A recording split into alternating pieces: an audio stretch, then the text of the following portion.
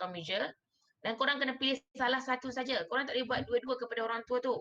So, bila patient tu datang, you kena choose either one. You nak buat yang mana? You rasa dia perform untuk 30 second, boleh buat berapa kali repeat sit to stand. Okay, you can choose 30 second. Tapi kalau you tengok dia macam a little bit fatigue ke, banyak lagi test yang you kena buat. So, you tak nak memenatkan dia, you buat 5 times sit to stand. You just ambil master. Alright.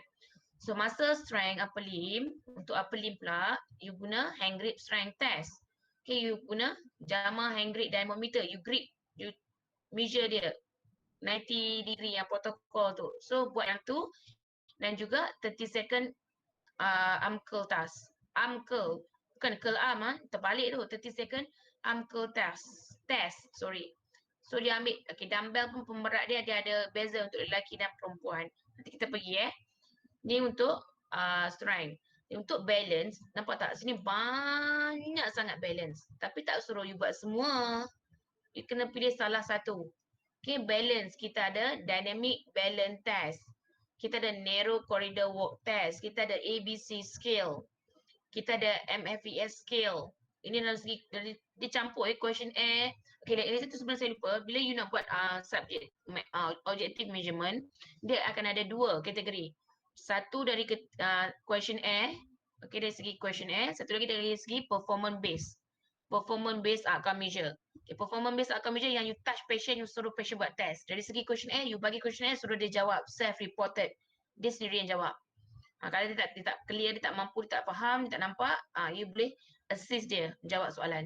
Alright, so dia ada dua kategori satu menjawab, satu buat test. So dalam test yang MFES ni dari segi questionnaire, nak tengok risiko tahap jatuh. Alright. Kita ada battery static balance test, tandem test, rhomboid test, functional reach test and functional balance grades. So you can choose either one untuk buat yang mana. Okay. Now we go to gait. Gait, kita ada 6-minute walking test. Kita ada dynamic DJI, dynamic gait index. Okay. Figure of 8 ataupun TUG yang korang selalu buat. TUG ni pun kalau boleh kita pecahkan kepada 3. Kita ada standard TUG, kita ada dual task TUG. Dalam dual task TUG tu kita bahagi kepada dua pula. Kita ada kita ada yang dual task yang bawa gelas itu. Satu lagi yang guna cognitive involve contohnya kiraan Sefer 2 start daripada 10. So 10, 10, 8, 6, 4, 2 macam tu. Ataupun gandaan 5 start daripada 100. 100, 95, 90, 85, 80. Okay, just untuk cognitive purpose. Tapi kebanyakan kita guna yang standard TUG. Yang kita jalan saja 3 meter and then take the time to complete the test, right? So kita ada muscle flexibility pula. Muscle flexibility bagi pada dua. Kita ada lower limb yang kita ada upper limb. Kalau upper limb kita pakai back scratch test. Kalau lower limb kita akan pakai sit and reach test. Beza sit and reach test untuk yang younger. Sebab apa? Younger dia duduk bawah sekali kan. Kita ada macam box yang panjang tu kan. So dia orang akan tolak macam tu. Tapi kalau untuk sit and reach test untuk elderly, dia duduk atas kursi. Sebab apa Sebab orang tua dia tak kuat untuk dia duduk di bawah lantai, tak boleh. So dia duduk kat atas kursi je. Okay, sama juga ada test lain. Contohnya macam you dah biasa buat kenapa nak kena buat this test doktor? Kenapa MMT tak boleh guna ke? Yes, MMT is not valid untuk orang tua. Untuk yang younger generation ni, untuk healthy population yang macam kita ni boleh buat, tapi but for elderly dia ada yang reliable and what we call valid lah untuk this untuk older person, alright? Yang test ni. Sebab MMT korang akan buat untuk general population kan. Now we go to cardiorespiratory. Okay, cardiorespiratory pun satu. Kita ada banyak. Kita ada 6-minute walking test, 2-minute walk test ataupun 2-minute step test. Yang step test berdiri atas box tu. And then kita ada 30 second chest stand test. Itu pun dia consider sebagai cardiorespiratory. Tapi kebanyakan dia punya gold standard adalah 6-minute walking test lah. Tapi diingatkan di sini, bila you keluar for practical ataupun hospital setting, you tak boleh buat all the test together dalam satu hari ya. Pertama-tama kalau dia involve 6-minute walking test. Okay, studies bagi tahu if you perform 6-minute walking test satu hari tu buat 6-minute walking test, then you tak boleh buat apa-apa test dah. Even the hand grip test ke, nak buat sit to stand ke, tak boleh dah. Sebab 6-minute walking test tu very tiring, memang memenatkan. dan orang tu memang habis tenaga habis-habisan untuk 6 minute walking test. So you tak valid untuk you buat. Kalau you buat pun test yang lain, result you tak valid. So please remember betul-betul if you buat 6 minute walking test, dia tak boleh share dengan mana-mana test yang lain. Dia buat seorang-seorang dia saja this test untuk satu hari. Tapi kalau test yang lain, dia boleh combine. Apa limb strength ni, campur yang ni, campur balance sikit, campur gait sikit, campur flexibility sikit. Dah.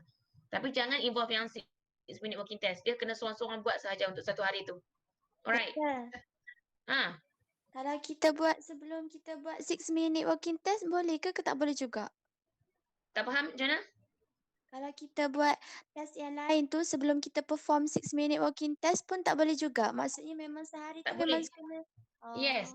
Yes. Faham. Sama juga lah you combine 6 minute dengan orang lain. Tak kisahlah dia depan atau belakang. Jangan tambah dia mana-mana. Dia kena seorang-seorang. Dia kena satu test tu dia sahaja satu hari tu.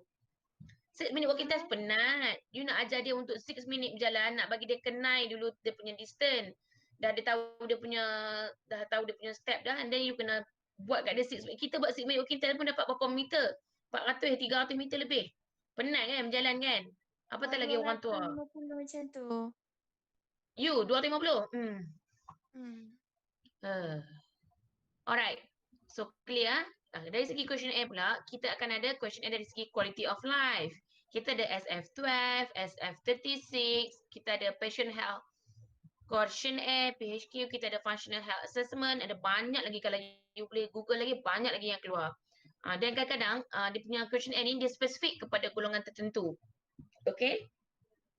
Depression, kita ada Hamilton Depression ataupun Geriatric Depression Scale. Ini yang kita selalu gunalah GDS ni. Dia ada 15 item. GDS ni common lah. And then for incontinence, kita ada tools untuk assess and monitoring urinary incontinence. And then mental ataupun cognitive function banyak sangat. I nak you all tak cari. Ini yang before ni memang sikit sangat lah.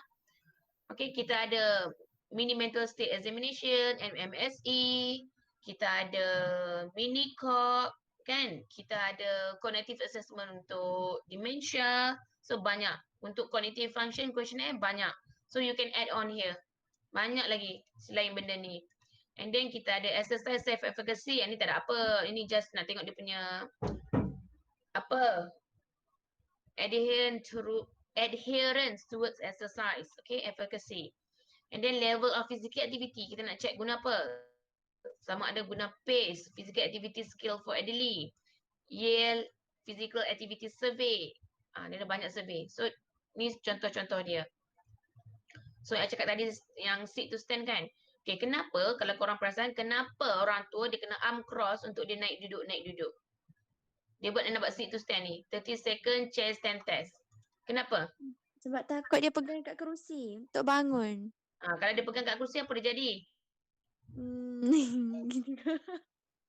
Dia tak guna lower limb fully. Dia guna upper limb tu untuk. Good. Yeah, nampak tak? Dia guna tekanan darah upper limb buat strength bicycle tu. instead. Sebab bila dia naik duduk macam ni, dia tak pakai kekuatan tangan untuk dia bangun tau. Tertentu sahaja bangun. Hanya fokus kepada lower limb muscle sahaja. Okay, dia tak guna. Okay, jadi kita buat test ni untuk test strength and endurance of the lower limb. Apa equipment ni kena. Di satu bila korang tahu dia punya test, apa dalam kepala otak tu kena tahu dia purpose. Satu, purpose. Kedua, equipment apa yang perlu dia guna pakai, perlu sedia equipment apa. And then instruction kepada patient, instruction apa yang nak kena bagi tahu dan juga macam mana scoring dia. Scoring ataupun kita sebut normal norm. Cakap norm je lah, norm. Norm maksud dia korang kena tahu. Setiap age range dia bagi dah age range scan. Lelaki dan perempuan patut dapat banyak ni. Kalau dia dapat below than that, consider as weakness. Okay, dia ada norm Setiap test ada norm. Okay. Kalau 5 times sit to stand test sama. Boleh ke bersama? Sama je equipment dia. Cuma kalau 5 times sit to stand kita tengok second. Okay. Yang ni kita tengok number of repetition. Okay. Dia perlukan chair with a straight back without armrest. Nampak? Without armrest and stopwatch. Itu sahaja. So apa pun yang korang nak kena buat, instruction kepada patient, korang kena demonstrate the test to the patient and let the patient do once or twice. Kat sini yang penting ni. Bila korang buat apa-apa saja test, korang kena demonstrate kepada patient. Dan bila you nak demonstrate, you korang duduk mirror image dengan dia. Kalau tangan kiri dia sakit, tangan kanan you berlakon jadi sakit. Okay, mirror image. Okay, bila duduk demonstrate and then you bagi patient buat sekali untuk dia punya rasa, dia punya trial. Kita bagi dia buat sekali ataupun 2 kali. Jangan lebih, jangan bagi buat 3 kali. Kalau dah buat 3 kali, kemungkinan patient akan jadi fatigue satu. Dan dia pun akan jadi the learning effect take place. Learning effect meaning that dia macam dah pandai. Dia dah pandai buat, jadi dia makin cepat. Kita tak mau. Kita tak mau the learning effect take place dan kita tak mau memenatkan patient. So kita ambil minimal, kita ambil 2 kali je trial ataupun 1 kali saja trial and then terus ambil bacaan. Okay? Clear? Yang ni instruction lah. Korang boleh tengok nanti instruction apa nak suruh dia buat bangun duduk. Repeat sampai 30 second. Okay, kalau dah tiba-tiba 30 second, 30 tu dia termacam, dia nak berdiri tu, dia macam halfway. Bontot dia sikit, bontot dia terduduk sikit. Macam ni. Sekejap, tunjuk gambar. Korang pin saya tak? Sini. Okay, bangun duduk kan? Dia duduk macam ni je. Dia bangun macam ni je, sikit je, half. Bila halfway tu dikira sebagai satu repetition dah. Faham? Dia naik tapi tak sempat habis. 30 second you dah habis, you dah stop. Tapi dia dah halfway. Bila half tu dikira satu. Tapi kalau dia bangun sikit lagi tak sampai half pun, korang jangan kira sebagai satu Faham? Faham. Okay, good. Itu untuk satulah. Ini contoh-contohnya kalau umur 80 lelaki, sepatutnya dapat 10 ke 15 kali.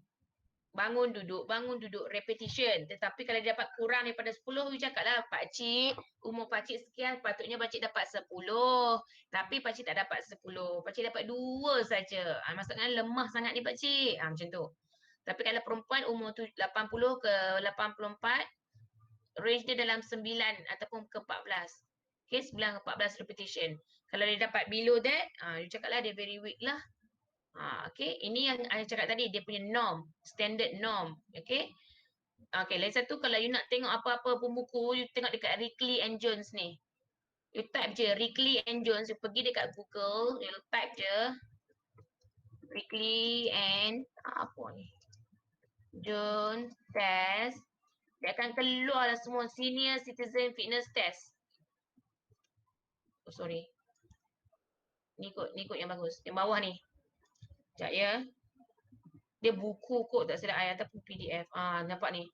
Dah ada dah siap. Nampak tak? Aku dah bagi bonus lah kat hampa. So dalam kat sini. Tengoklah setiap test yang dia dah bagi tu. Nampak? Normal range dia bagi. Dia dah bagi tahu contoh. Tengok kat sini lah lagi senang clear. Kan senang. Nampak tak?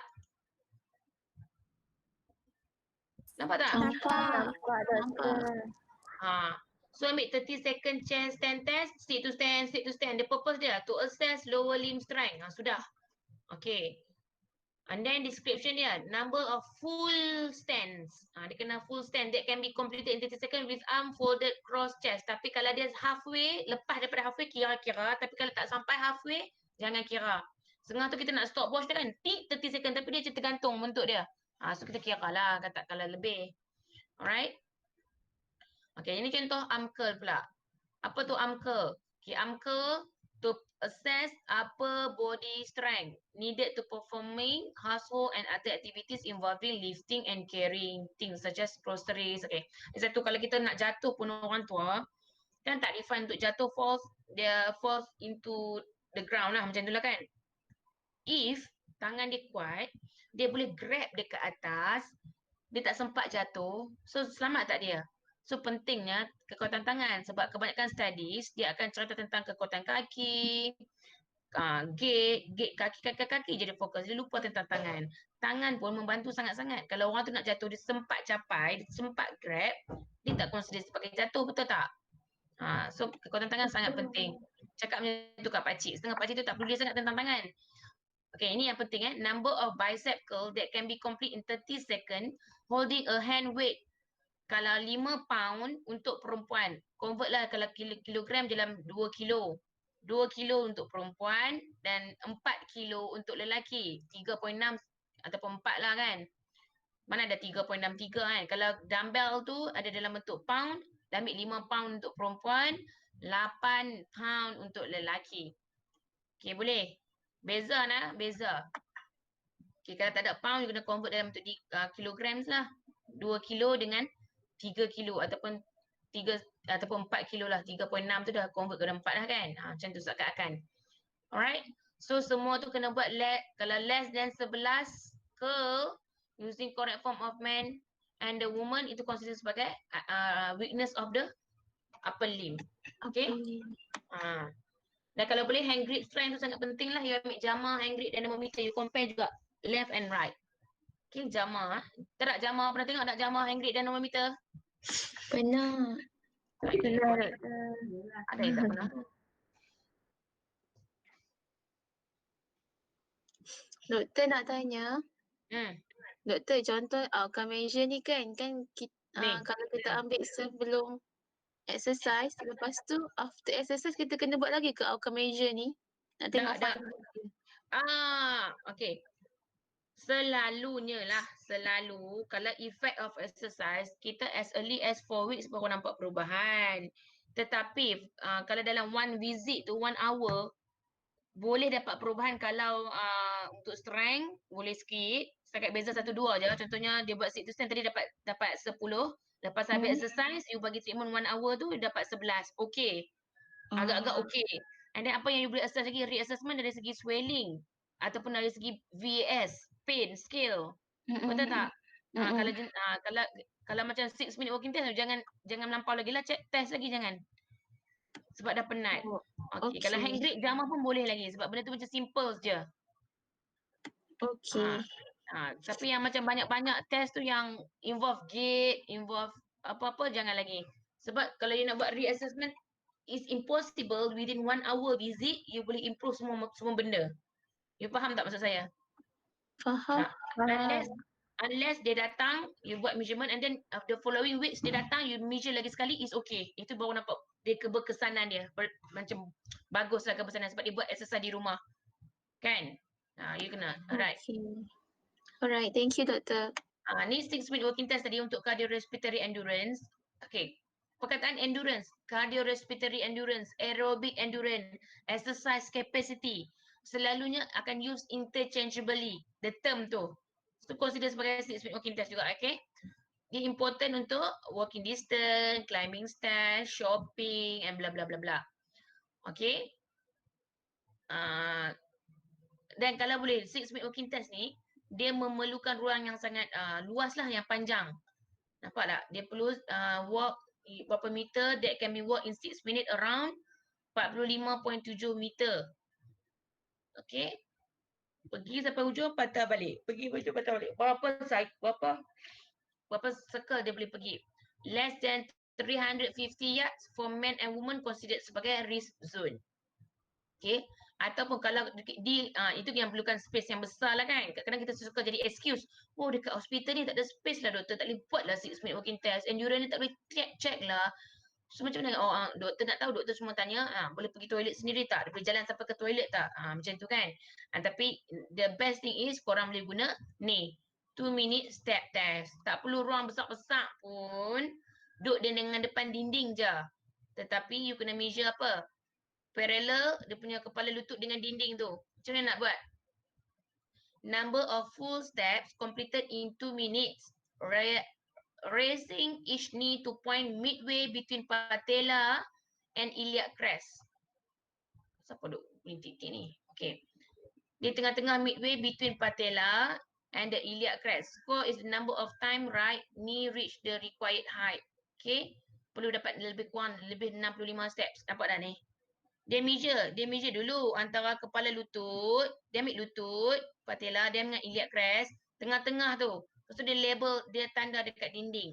And then kita suruh patient facing the dinding, dalam masa 2 minit buat step test. Puk-pak, kiri kanan, kiri kanan, kiri kanan. Faham? Faham tak? Faham. Dia perlu dapat 65 steps. Okay, buat kiri kanan tapi ambil bacaan dekat kaki, for example kaki kanan satu-satu, buat kiri kanan. Tapi ambil bacaan kaki kanan je. Okay? Doktor macam mana betul? Wasting point, so time reach the required height. Okay, betul. Ni, dia buat step test tapi dia buat both kaki. Tapi satu kaki tu je yang ambil bacaan tu belah kanan je. Macam pelik je lah. Dua kaki Macam ke ni? satu kaki Oh, satu kaki je lah. 2 Satu minit step kaki. test. Satu kaki lah. Kejap. 2 minit step test. 2 minit step test. Tapi tak perlu ada tools Lepas tu ingatkan ada stool yang kecil tu.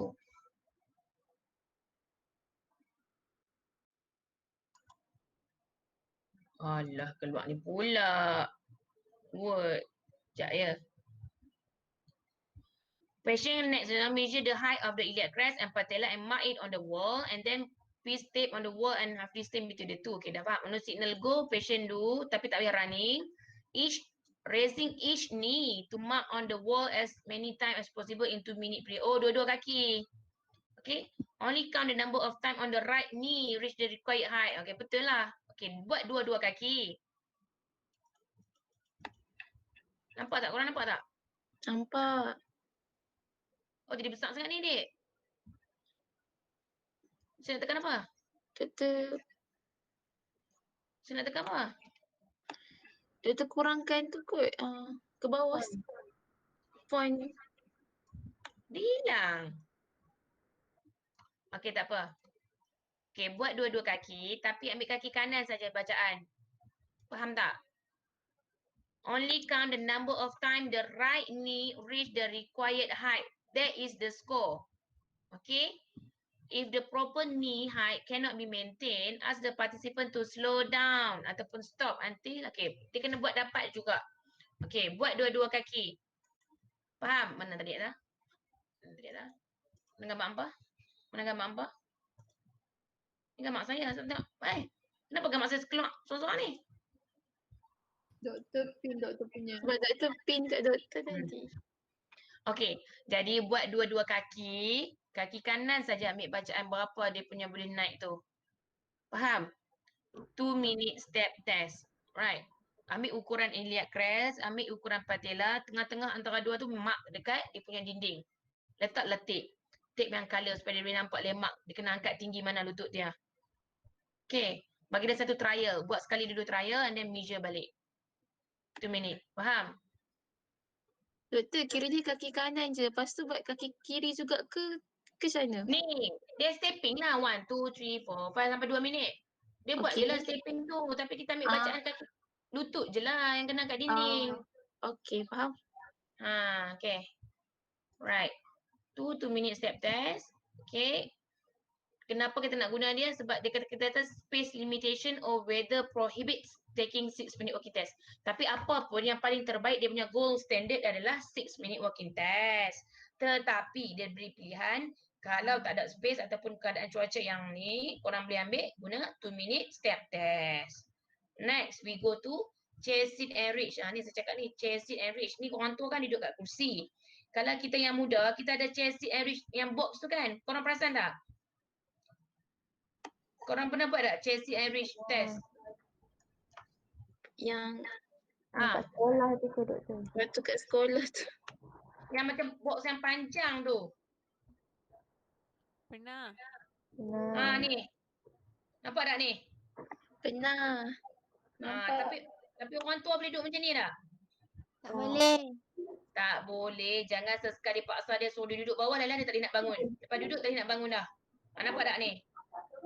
Sit and reach flexibility test ini untuk younger population memang kita tolak, box tu pergi balik tolak, pergi balik tolak, pergi balik boleh. Tetapi untuk orang tua jangan sesekali buat yang ni. Kalau orang tua hang buat macam ini. Okey, hang buat macam ini. Nampak ni, buat macam ini. Duduk sebelah dia standby dengan measurement tape. Standby measurement tape. Okey, kenapa? Sebab to assess lower body flexibility which is important for good posture, normal gait and various mobility tasks. Okay, this question ni from a sitting position. Dia duduk sampai at the edge of the chair tu ujung-ujung tapi jangan bagi terjatuh Satu kaki yang kita nak check, kita kena straightkan. The other kaki kita bend lah untuk stability. Dan kita ambil hujung tangan kita ni, hujung finger tu mesti touch towards the toes. Okay, and then kita measure dalam cm. Kalau apa maksud tambah dan tolak ni? Apa maksud tambah dan tolak? Apa maksud tambah dan tolak? Melepasi Ha? kaki atau tak sampai kaki. Okay, good. Kita nak ujung finger ni sampai kat kepala toes kan, big toes tu kan. Okay, kalau dia lebih, dia terlalu fleksibel, kita tambahlah. Tambah 6 cm. Kalau dia kurang, dia tak sampai, negatif 6 cm. Tapi kalau dia touch elok-elok saja, letak kosong. Alright. Faham? Faham. Good. Okay. Ni untuk back scratch test. Sama juga flexibility tetapi kepada upper limb. Tadi lower limb. Now we go to upper limb flexibility. Suruh dia buat sentuh tangan macam kita nak garu belakang tu kan. Sentuh je. Sebab ni penting untuk dia nak sikat rambut, okay, nak pakai baju ke apa benda. Okay, with one hand reaching over the shoulder and one up the middle of the back. The number of inch ataupun cm between the extended middle finger. Kita tengok dekat middle finger. Okay, dia punya middle finger touch macam ni. Patutnya touch macam ni, middle dengan middle. Bila dia cross diagonal macam ni. Tapi kalau tak sampai, jadi negatif. Kalau terlebih overlap, positif. Positif berapa? Positif 2 cm for example. Okay, you start buat dua-dua. First tangan kanan dekat atas. Lepas tu nanti tangan kiri pula dekat atas. Okay, boleh? Okay, semua buka gambar buat sekarang flexibility back scratch test. Saya nak tengok. Mana? Sampai tak sampai? Sarah sampai tak? Positif Aina? Positif. Ika? Negatif. Fatihah? Negatif. Dalila? Negatif. Tak sampai. Muka-muka tak sampai ni. Zahidah? Ada. Alah, Zahidah positif 1. Hajar? Sampai tak sampai? Bohong kan. Geng-geng tak sampai ni duk buat usaha lah. Kalau tak sampai tu, belajar lagi. Flexibility hampa patutnya mudah lagi. Fleksibel lagi. Boleh sentuh. For example macam ni. Tak bangga. Nampak? Nampak tak? Nampak. Positif kan? Alright. Okay. So, ingat Okay, lepas tu apa lagi yang tadi? Now we go to 8 foot and go TUG lah. TUG. Standard paling penting adalah TUG.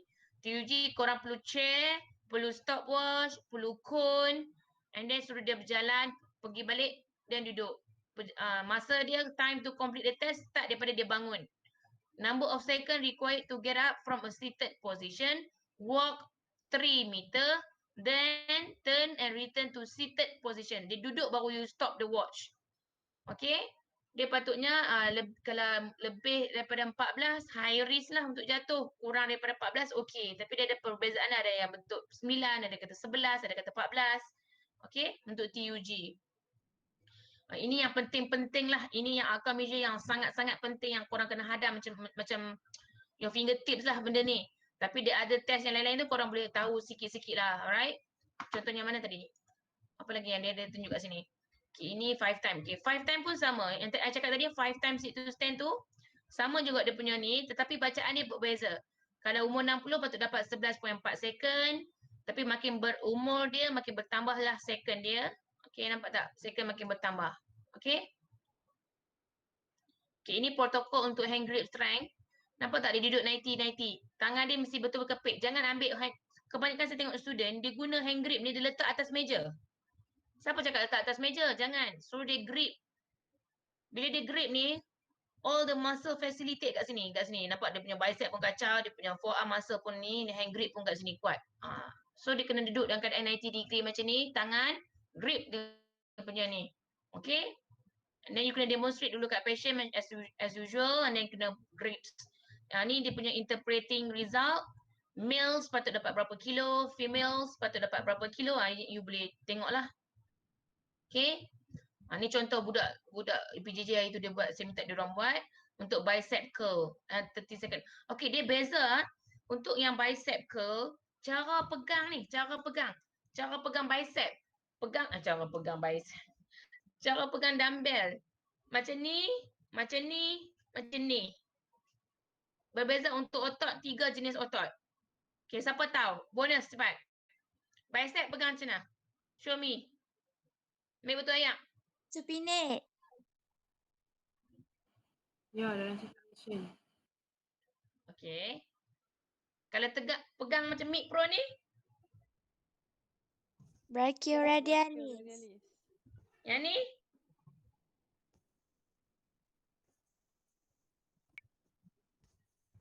Brachialis.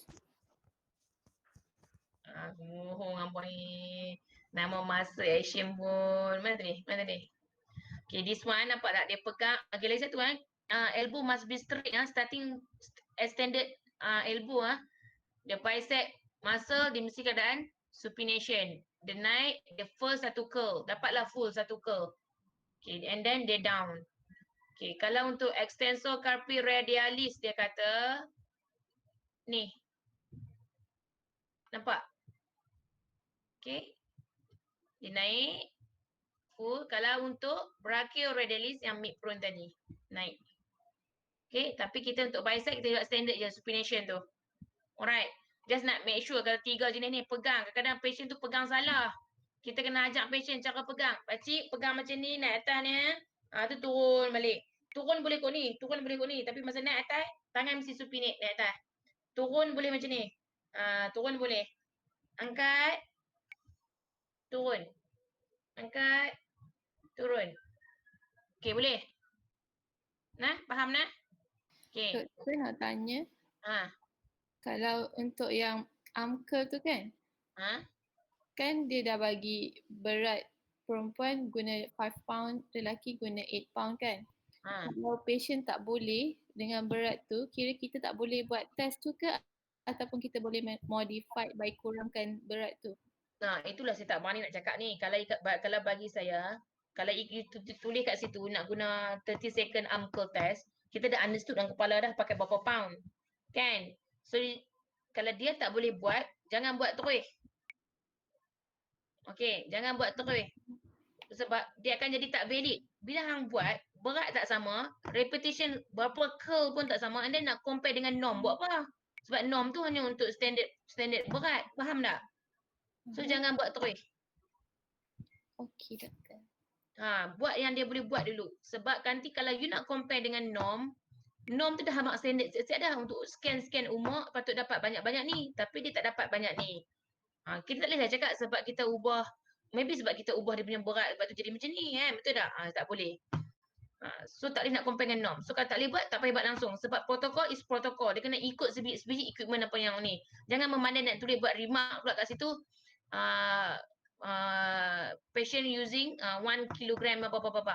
Tapi bila dapat berat kat situ, interpret pula weakness of the blah. Memang dah weak, dah pakai berat banyak ni, dah compare dengan norm yang sedia ada. Norm tu untuk berat yang 5 pound dengan 8 pound.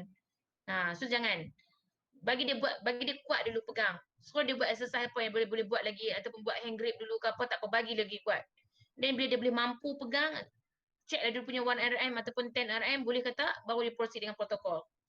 Okay? Maksudnya kan doktor, kalau Ah. kita tak ikut protokol, kita tak payah buat lah walaupun kita macam compare dia untuk first visit, second visit, third visit Faham ke? Oh, dia tak boleh buat kan? Maksudnya Jangan kalau buat lagi. Jangan buat lagi. Ah, Sampai dia dapat berat yang dia boleh buat, baru you buat guna outcome measure. oh, faham. Sebab Ah. outcome measure tu dah standard. Dia dah macam dia macam unit SI, faham tak? Satu dunia dah faham dah. Kalau you sebut TUG, okay, orang tu dah faham lah. Dia mesti guna 3 meter jalan. Tak ada orang guna 1 meter je TUG buat halfway pula. Mana boleh? Faham? Semua orang dah tahu dah dia punya test ni, dah reliable, dah valid. Orang akan pick up benda yang dah standard dah. So dia, kalau selagi dia tak boleh buat benda berat tu, jangan lagi. Okay, faham doktor. Tapi setengah fizio, kita tahu dia nak buat juga. Dia buat, lepas tu dia buat remark kat situ. Patient only use bla bla bla berapa kilo. Due to inability bla bla bla, dia bagi tahu remark. Tapi itulah macam mana nak educate orang, kata jangan guna lagi lah. Kalau you buat pun, you just memenatkan that patient, dan juga nanti you tak boleh nak compare dengan yang result yang sedia ada. Kan, nak kata dia apa, weakness. Memanglah weakness apa nak pegang. Tak boleh dengan dia punya repetition pun tak dapat capai. So tak payah, better tak payah buat lagi. So measure benda yang dia boleh buat dulu. Measure yang benda yang dia boleh buat dulu, simple yang dia boleh angkat dulu ke 1 RM ke 10 RM yang mana boleh buat dulu. Okay. Ini satu. Okay, ini untuk dynamic balance. Kan kita ada BAS, pada bahas. BBS kan, Berg Balance Scale. Okay, Berg Balance Scale pun boleh digunakan untuk yang geriatric ya. Okay, and then kita ada 4 square step test. Saya suka yang ni. Kerana orang tua memang sangat suka. Kenapa? Sebab very interesting tau. You tengok dia buat scale 1, 2, 3, 4. Dia pakai stopwatch, dia pakai 4 canes. Kalau tak ada cane tu pun, setengah orang dia buat marking tape. Tapi marking tape dia tak berguna tak? Sebab apa? Sebab marking tape, kadang-kadang patient ni dia boleh macam lalu saja kaki dia kena tape tu, faham tak? Kalau kita pakai cane, benda yang jadi macam bendul, faham tak? Bendul, macam tinggi sikit kan? Faham tak? Tinggi sikit, bendul. Macam cane kan? Tak cane, kan dia dah macam tinggi sikit kan? Jadi macam, dia macam mimik physical activity orang tua tu kat rumah. Contohnya dia nak pergi toilet, kan dia macam ada langkah sikit bendul kan? Nak pergi dapur, dia ada langkah sikit bendul kan? So dia ada macam cane dekat tengah, dia ada 4 cane. Kalau you tak tape, measurement tape yang marking tu, dia makan selari je. Orang tu boleh seret je kaki dia, faham tak? Apa faham tak konsep kat sini? So that's why kita nak cane. Cane tu nak bagi dia macam langkah. Kita nak galakkan dia langkah. Okay? Mana tadi? So ada 1, 2, 3, 4 cane dengan gate belt. Gate belt ni kadang-kadang kita nak sangkut dekat patient. Kalau patient terjatuh, kita tarik dia taklah jatuh sangat.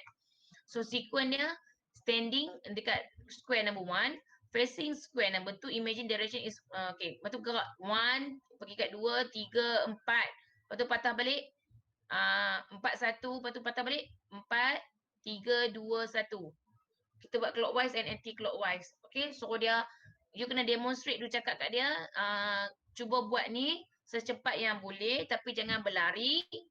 Cuba cross dia punya cane, jangan sentuh. Kalau dia terbalik, dia salah. Maksud dia duduk kaki macam ni tau. 1, 2, 3. Jadi ini nombor 1 kan. Dia pergi nombor 2. Kaki kanan, kaki kiri. Tu kaki kanan, kaki kini. Yang ni, yang ni. Lepas tu yang ni, yang ni. Terbalik-balik. Macam tu. Dua-dua number tu kena ada dua-dua foot. Kanan dan kiri. Okay? Doktor, kiranya badan dia tak berubah kan doktor? Hey! Bukan, maksudnya menghadap depan je ke? Menghadap depan, betul. Jangan badan tak berubah, kaki berubah, mesti apa? Badan tak berubah. Okay. Dia bawa badan dia sekali, dia pergi depan 1, 2, lagi 3, kiri kanan 4, pergi 1 balik kiri kanan. Semua facing kat you je. Padahal jangan tengok bawah lah, kalau tengok depan je. Kita nak pergi dia kasar macam mana nak pergi. Jangan tengok bawah, tengok depan. Okay. Kalau you tak clear lagi, you boleh tengok YouTube macam mana, Google, macam mana video dia orang nak buat. Okay, apa lagi? And then dia kata more than 15 second consider sebagai high risk untuk falls, less than consider sebagai low risk untuk falls. Okay. Ada banyak lagi gate speed lagi yang boleh. Okay, I nak you baca tengok ABC ni, activity specific balance confident, ABC scale. Ini pun bagus. Okay. Ini questionnaire. Ini pun questionnaire, scoring dia ada 14 aktiviti. Kita tanya dia, pakcik confident tak nak buat ini? Pakcik boleh buat tak ini? Tanya. Kita akan scoringkan dia. Okay. Ini pun sama. Okay, static balance kita ada battery or static balance kita ada single limb stand. Okay, nak you all baca je lah yang ni. Tendon stand macam nak buat, rhomboid test macam mana nak buat. Okay, satu-satu. Sikit je. Sebab nanti bila dalam case tadi, you kena decide which outcome measure you want to use and justify your answer. Itu standard lah tu. Bagi soalan bocor ni. Choose the outcome measure based on the case study above and justify your answer. So, hampa kena faham dah. Kalau case yang lower limb strength, atau ada pengalaman pernah jatuh, dia ada involve depression ke, so benda apa nak kena, outcome measure apa yang nak kena guna. Jangan justify balik. Faham? Ifah, kalau saya bagi satu bagi case tadi kat you. This 65 years woman having bilateral weaknesses. Cakap macam tu lah kan. Lepas tu and then develop fear of fall due to history of previous falling before. And lonely, living alone, bla bla bla. Ada lagi kes dia. Then refer for physiotherapy for management apa. So you as physiotherapist, first accommodation what you want to use for this patient. 30 seconds sit to stand. 30 second kau bagi. Tak apa. 5 times pun tak apa. Boleh, okay. Dua-dua pun boleh. Salah satu, 5 times sit to stand nak measure dia punya lower limb strength. And then apa lagi? Siapa nak bagi tahu? Okay, good Ifa. Lagi siapa lagi nak bagi? Husna. Balance doktor. Belen apa nak pakai? Kalau kita buat yang single limb stance tu. Single limb stand. Apa nama dia? Okay, I bagi tips kat sini untuk senang. Korang buat resepi je lah. Apa saja untuk balance and mobility pakai TUG. Sebab TUG dia mimik functional kita. Kita berjalan, kita turning, kita naik duduk. Betul tak? From sit to stand dia berdiri and then dia berjalan, dia turning. Turning macam biasa kita nak pergi buat apa-apa pun kita turning and then kita patah balik, kita duduk. Itu betul-betul kalau you nak justify why you want to use TUG, because TUG dia boleh predict risk of fall, satu. Dan kedua, dia measure lower limb strength, ada juga komponen. Balance performance, yes, as dia jalan dan dia turning. Dan dia measure dia punya endurance sikit. Sebab setakat 3 meter tu boleh lah, kan sedikit sahaja. And then TUG juga dia mimic functional activities of the older person. Jadi sangat berguna nak buat outcome measure tu. Ini kalau dari segi soalan why you want to justify nak guna TUG lah. Okay, lagi satu saya nak bagi soalan. Contohnya kalau strength. Apa saja strength macam Ifa cakap tadi mesti 5 times sit to stand ataupun 30 second chair rest test. Untuk lower limb yang itu. Untuk upper limb you pakai hand grip ataupun 30 second arm curl test. And then untuk TUG yes balance tadi. Untuk flexibility ada dua, upper limb and lower limb. Kita ada back scratch test and sit and reach test. Betul tak? Yes. And then untuk depression, dia cakap dia living lonely. The term is lonely kat situ ataupun living alone. Mesti guna depression, geriatric depression scale. Kena ada. Alright. And then apa saja relate sekali, last sekali kalau kita tengok dekat ICF, ujung sekali mesti ada quality of life. Betul tak? Participation restriction. So pakailah SF 12 ataupun SF 36. Mungkin dia nak pakai SF12 saja sebab dia ada 12 item, lagi kecil, lagi pendek, lagi mudah daripada 36 item nak kena jawab. Okay, time consuming. Justify balik. Itu saja yang nak kata kat sini. Ini soalan bocor. Apa-apa saja you boleh guna pakai. Nampak? Cuma hampa kena justify balik kenapa hampa nak guna yang ni, kenapa hampa nak guna yang ni. Contohnya macam FSST, 4 square step test. Fokus kepada balance and agility and focus. Kita nak ajak dia tentang fokus, agility dengan balance. Sebab dia selalu kata jatuh dekat toilet, bendul apa semua, whatever, nak pakai 4 square step test. Boleh? Sebab lagi interaktif kan, sebab lagi rasa enjoy dengan patient sebab ada number 1, 2, 3, 4. Jadi patient boleh rasa seronok, enjoy buat test tu. Okay, boleh? Justify balik. Right. Nah, okay ni dah. Doktor, depression dengan cognitive problem sama ke? Maksudnya kalau orang tu depressed, cognitive dia impact ke? Tak semestinya, no. Okay. Cognitive, you nak tengok for example, yang paling basic, you suruh lukis jam. Kan, lukis jam. Ataupun contohnya yang mini cognitive assessment. Sarah, macam cerita sikit mini cog, dia ada apa? Kita suruh dia sebut 3 perkataan. For example, Mini-cog dia ada 2 benda. Kena repeat balik apa yang terapis bagi tahu 3 benda tu. Lagi satu contoh, kena bagilah drawing contoh. a clock. Contohnya dia kata banana, sunrise, apa lagi satu? Banana, sunrise, chair lah contoh kan. Lepas tu dia suruh aging tu repeat. Banana, sunrise, chair. Okay, lepas tu dia suruh lukis clock. Clock tu dia bagi dah bulatan kosong. Dia suruh orang tu isi nombor dalam clock biasa lah. Lepas tu tunjukkan pukul 10.10.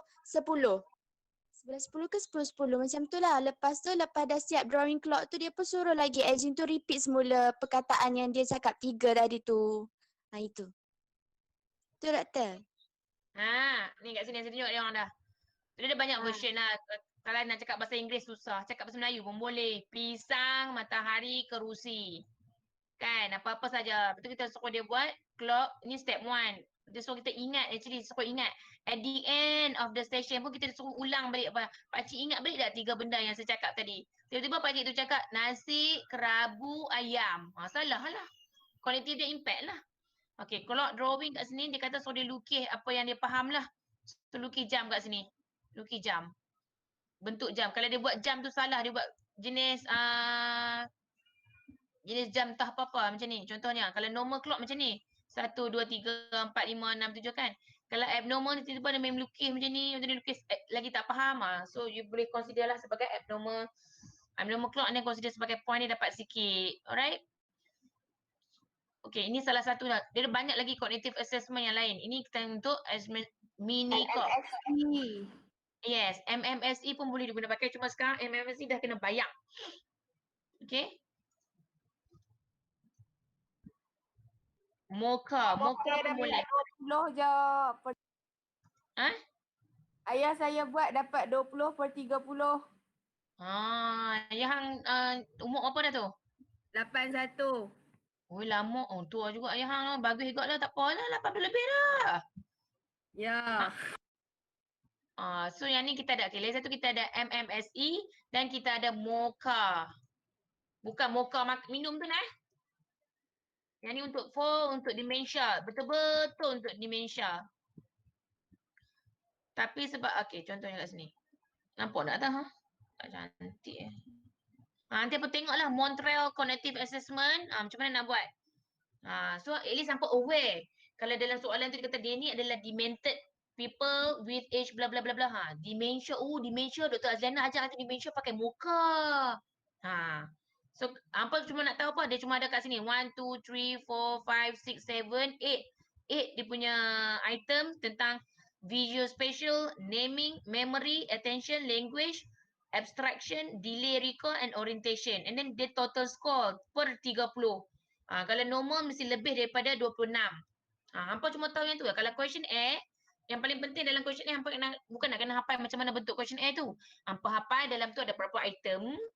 Okay. Question A tu gunakan untuk apa. And then lepas tahu berapa item tu, apa dia punya sub-domain yang ada sikit. Then yang paling penting adalah total score. Itu yang paling penting bila hampa nak cerita dalam exam ke dalam test ke ataupun macam mana-mana lah hampa nak ingat. So mocha kena ada more than 26 consider sebagai normal cognitive impairment. Normal cognitive lah, sorry, yang tak ada cognitive impairment. Okay. So hampa belajar tentang mocha, hampa belajar tentang MMSE, hampa belajar tentang mini cognitive, hampa belajar tentang apa lagi? Ada banyak sangat-sangat tentang cognitive assessment You type je cognitive assessment tools. Ni. Clock drawing test. Clock drawing test buh gamak jam je nah. Buh gamak jam. Slow lah pula nak tunjuk. Kita apa nanti okay. Ni. Banyak nampak. Dia bagi satu-satu dah ni. Hampa pilih je hampa nak pakai yang mana. Dia bagi banyak dah kat hampa. Yang ada memory kat sini, domain apa yang dia tengok, orientation, language. Kadang-kadang kan kalau hampa nak cakap, I choose mini-corp rather than other things. Why? Dia katalah, sebab mini-corp dia tengok memory, dia tengok language, dia tengok orientation, dia tengok macam tu lah kan. So hampa bolehlah argue kat situ. Okay? This paper bagus juga ni, boleh share kat hampa nanti. Okay. Apa tadi kat mana dah? Okay dah. And then kita pergi dekat 6-minute walking test. Macam biasalah 6-minute walking test, protokol dia sangat rigid sangat ni. You kena check semua dia punya vital sign apa semua. Sebelum lupa, apa saja test pun you kena ambil dia punya vital sign. As simple as ambil blood pressure pun jadilah. Okay. So ini ikutlah protokol 6-minute walking test. Ini dia punya berapa total distance yang sepatutnya dapat. Yang hampa dapat 200 lebih tu hampa consider umur 90 dah aku dapat 400 lebih. And then you belajar tentang DGI. Ni best. DGI, Dynamic Gait Index. Okay. DJI dia ada banyak, dia ada gate surface, change. Okay, I nak you all tengok semua test-test ni supaya nanti you familiar. Okay? Ada berapa item setiap test ni dan setiap test ni dia macam BBS lah. Dia ada grading-grading dia. Kita suruh dia macam jalan normal pakcik. Kalau saya cakap stop, pusing dan stop, pakcik kena pusing dan stop. Okay? Okay. Kalau dia boleh faham, dia boleh pivot the turning tu, within ni dapat markah 3. Kalau tak boleh buat apa-apa, dia berhenti kaku je, dapat 0. Yang ni questionnaire bukan nak suruh hafal pun. Bila you dalam exam, you print lah questionnaire ni, you bawa pi, exam yang final professional exam tu, bawa pi, guna yang ni. Boost scoring, habis cerita. Kan, tak suruh hafal pun satu-satu. Aduh, pula hafal, Visium tak boleh nak hafal. Bawa pi benda ni. Okay. Figure of 8 je tak payahlah ni jenis yang aktif jugalah dia kena buat dalam bentuk 8 ni.